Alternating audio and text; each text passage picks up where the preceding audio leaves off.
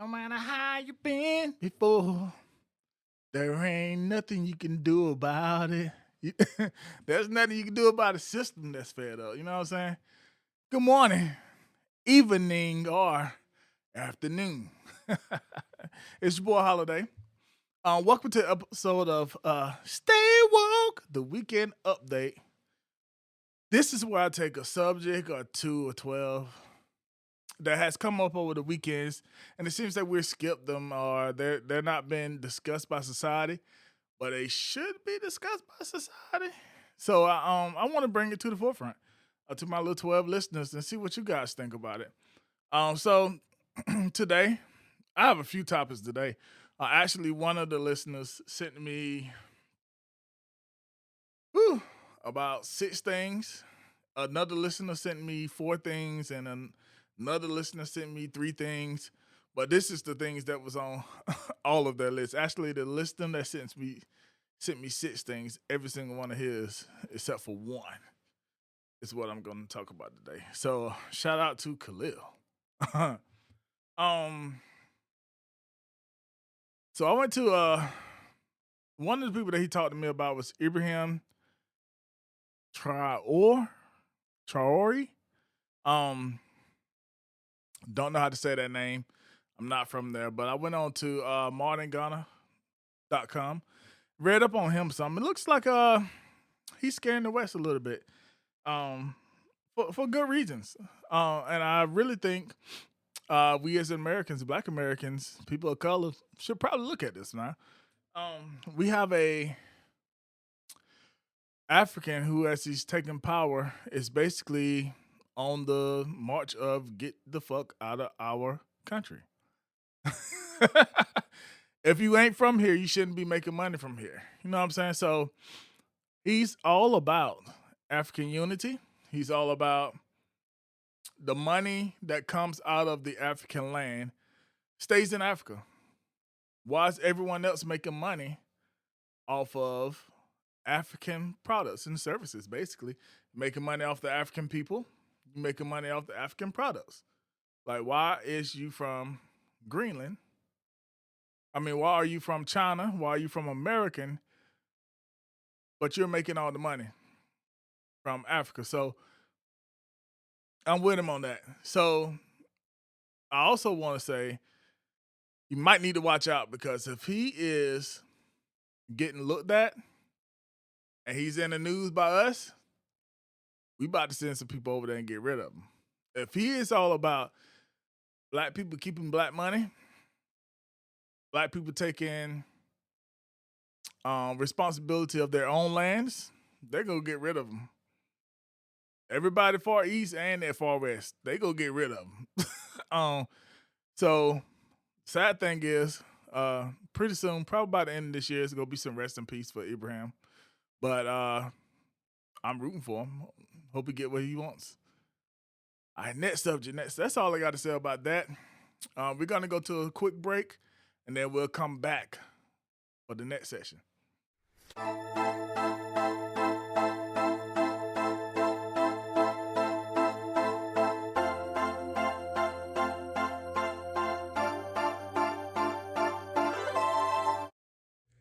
Yo mama is so old.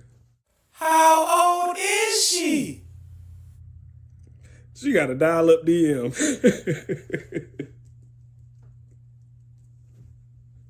Say, Merle, why don't you come bring your old ass over here so I can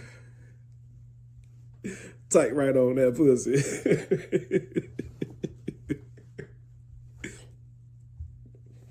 Yeah, why don't you bring Harriet with you too?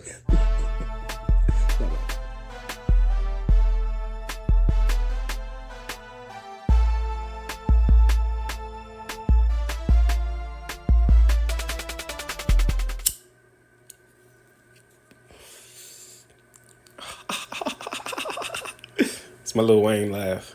Yeah, it needs work. But anyway, with Mother's Day around the corner, here is my top 5 mama songs. Number 5, Mama Said Knock You Out, LL Cool J, classic. Number 4, Boys to Men, Mama.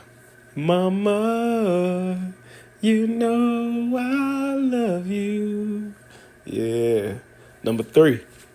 Mama, mama, mama, mama, mama, mama. Ow! I wanna scream so loud for you, 'cause I'm so proud of you. Hey, Kanye West. Number 2, Tupac, Dear Mama. You will always be a black queen, mama. Yes, you will. And I know what you're thinking. How is there a better song than that as a top 5 mama song? But number 1 on my list is DMX featuring Faith Evans, Dear Grandma. Mariella Holloway. Yeah. That's my top 5. Peace. And I am back. Hey, before I keep going, I just want you guys to remember to like and subscribe.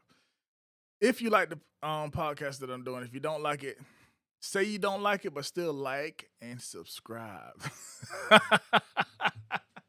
right, so the next thing I want to talk about is there is a trend of white people that's getting a little bold with the N-word, right? I blame that on these new kids. I'm a millennial. I'm an elder millennial. This actually started with probably us. I have growing up, my little white friends that was like cool with me, allowed them to use the N-word. But I did tell them, if you are in the presence of new black people, you got to get permission every time. But that leads to a slippery slope, and it led to the slipping and sliding of the slopes over the past. We got Gen Alpha now. They don't give a fuck. It don't even offend them when white people use that word. And that's because the millennials and Gen X, we've been giving them passes. We don't stop. We got to stop giving passes. Case in point, we're going to start with Lilly Gaddis. I read her New Yorker article, and then I seen her on. So I saw her on Piers Morgan. I don't know if that's a podcast or a news show. I seen a clip off of that, and then I went back to the New Yorker and read on her, and then it linked me to a comedy skit that someone did on her. But this dumbass fool.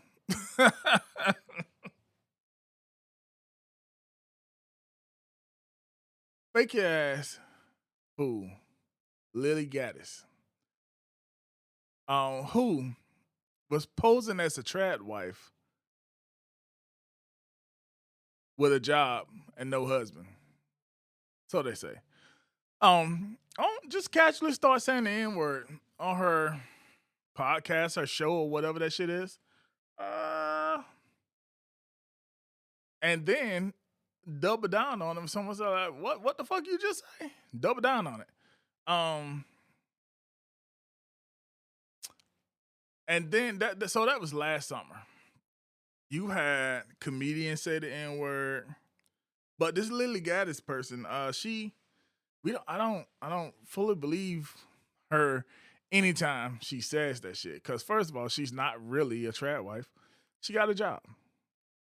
There's a debate on whether she has a boyfriend or husband or not. But she definitely had a job because she got fired from that shit. She tried to be a Klan member or we gonna say allegedly. But tried to be a Klan member or Proud Boy. One of them people. She couldn't be a Proud Boy. But she tried to be prejudiced like a motherfucker. Tried to join those groups, but then they counseled her ass just like everybody else counseled her ass. Why? Because before she slipped up and said the N-word, she was anti-them. So she's still working her way around the mist now because when I seen her on Piers Morgan, she was out there saying that she'll say the N-word whenever she wants to. So she doubling down on it, tripling down on it. So she's definitely who she is. But the reason why she was on Piers Morgan in the first place is because of Shiloh Hendrix. First of all, I was upset to see the name Shiloh Hendrix and then pull up the diagram and see who that shit belonged to. That name, Shiloh Hendrix. That name was such a disappointment to see who it was. It was the exact opposite of what I thought it was. I thought Shiloh Hendrix was gonna be was gonna look like me with like full muscles and some shades on, you know what I'm saying?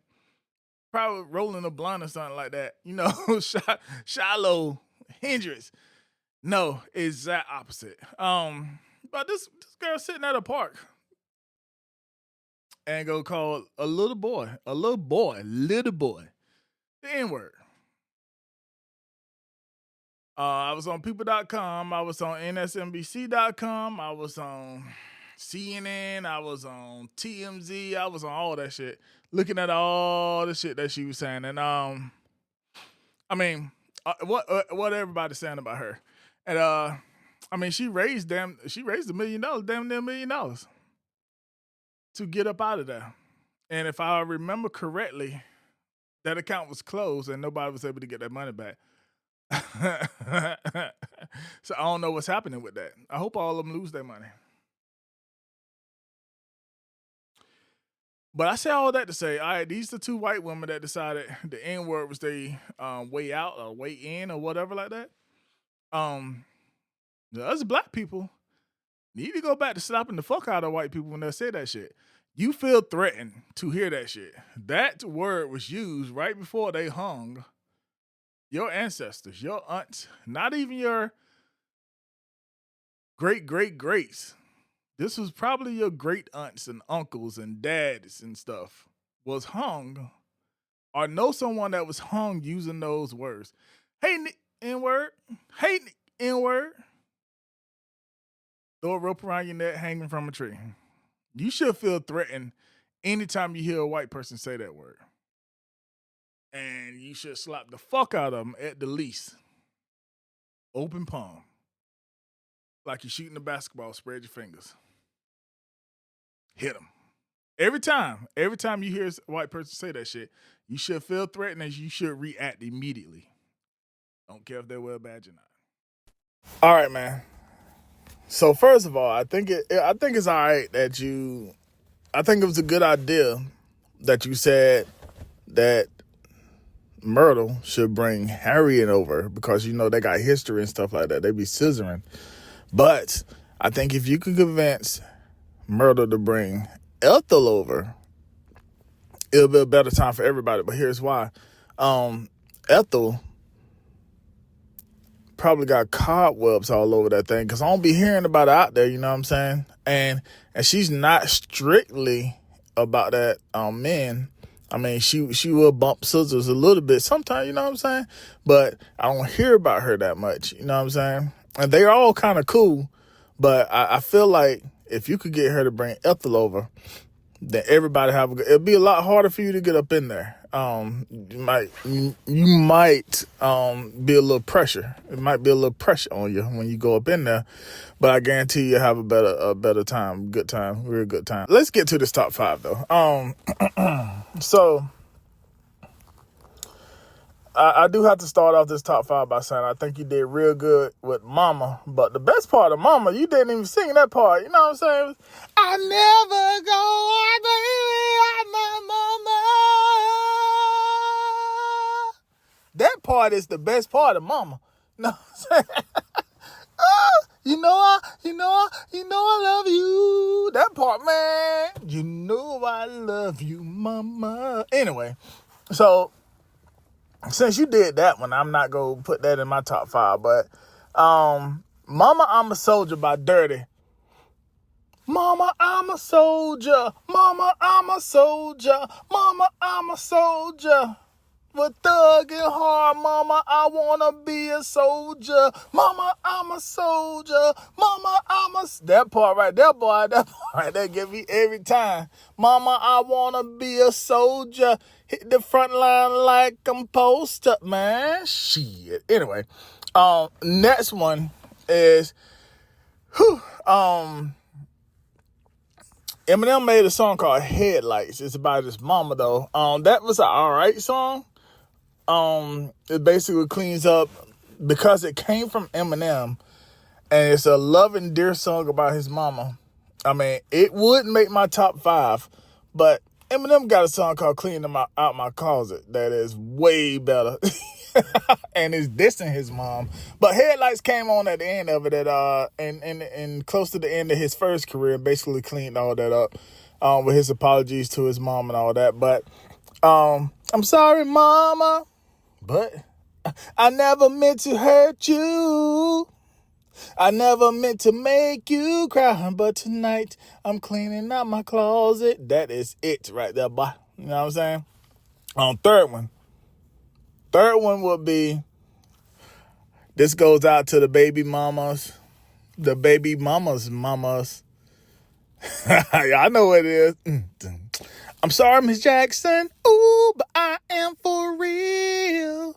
I never meant to make your daughter cry. I apologize 1,000,000,000 times. That was it, boy. Even if you look at the reviews from Erykah Badu, which is who Andre's verse was about. Andre 3000's verse was to Erykah Badu's mom. And the way Erykah Badu felt about it, the way her mom felt about it, it got to be in somebody's top. You know what I'm saying? That's 3. All right, so I got to do one more dance with you, mama. One more dance with you, mama. With Nas. That's Nas's. That's on God's Son. If anybody want to hear that song, that was a beautiful song that he wrote to his mom. And then, even though I didn't put a song for mama in my top because you had it in your top, you got this song in your top, but this is the number one song everybody think about when they think about songs for mama. And it's Dear Mama by Tupac. Dear Mama. I want you to know you all appreciate it. You know what I'm saying? And even though you was a crack fiend mama. That's it. Oh! Anyway, I think I'm going to call Ethel. So, speaking of acting out against a Caucasian that's threatening you and putting their hands on you, let's step down south to Georgia. Carmelo Anthony Jr. In the Atlanta Black Star, I read that Carmelo Anthony Jr., not the kid of Carmelo Anthony, the basketball player, but Carmelo was at a track meet and was threatened by some kids. I mean, he was in another kid's area. By reading the article, it seems like he walked into the wrong place, was threatened. He said, "Don't touch me. Leave me alone." Someone decided to touch him and not leave him alone, and he got the stabbing. Now, under normal circumstances, I would say he should not have done that. He was 17-year-old. The person he stabbed up, 16. The guy died, by the way. However, Kyle Rittenhouse stole a gun, when he crossed state lines and killed 2 people. And 365 days later, he was a millionaire. So Carmelo, you was threatened. You felt threatened and you got the stabbing. I really think you should get off under the what you call that? Under the ruling for Kyle Rittenhouse that should be used to get you off. You felt threatened. You was defending yourself. You didn't steal a gun and shoot 2 people to death. You walked into the wrong place, was threatening someone put hands on you, and you retaliated. I get it. Free Carmelo Anthony Jr. Off the strength of the way we treated Kyle Rittenhouse. But now, I have to talk about Rodney Hunting Jr. So Rodney Hunting Jr. Just a couple of juniors in this one. Rodney Hunting Jr., his son was killed. His son was shot to death by police. It sounds like according to CNN News. He ran over a cop in retaliation. Now, the reason why it sounds like this is it says that there was no skid marks on the road. There was only skid marks in the policeman underwear. I'm joking. There was no skid marks on the road. With no skid marks on the road, they deemed that he saw the cop and decided to speed up. Or not speed up, but not slow down either. Run him over, kill him. And he did kill the cop. So, I don't think he was justified in doing that. What I would say is he should have found out the exact cop that killed this kid, sued that cop, sued the police station, and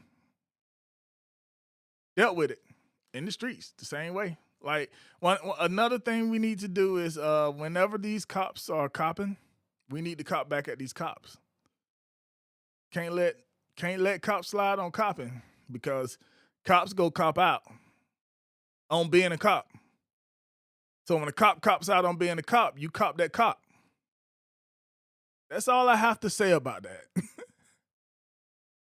You have listened to the Weekend Update. You can find everything I do holiday at www.distractionnetwork.com.